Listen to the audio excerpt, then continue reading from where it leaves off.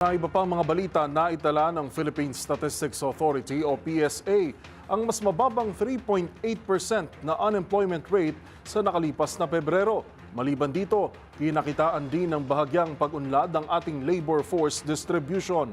Ang mga detalye tinutukan ni Rose Babiera.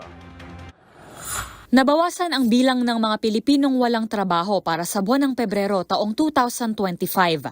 Ayon sa Philippine Statistics Authority o PSA, naitala sa 3.8% ang unemployment rate para sa buwan ng Pebrero. Mas mababa ito sa 4.3% na naitala noong Enero na sinundan nitong buwan, ngunit mas mataas sa 3.5% na datos noong parehong buwan ng nakaraang taon. Katumbas ito ng 1.94 milyon na mga Pilipino na walang trabaho.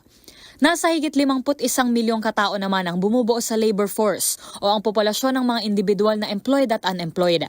Mula sa nabanggit na bilang, 96.2% dito ang kasalukuyang employed o katumbas na 49.15 milyong individual na may trabaho.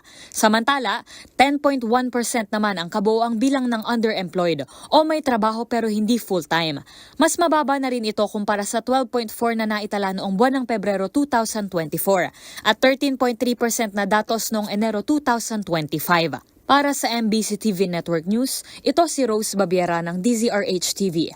Una sa Pilipinas, una sa Pilipino.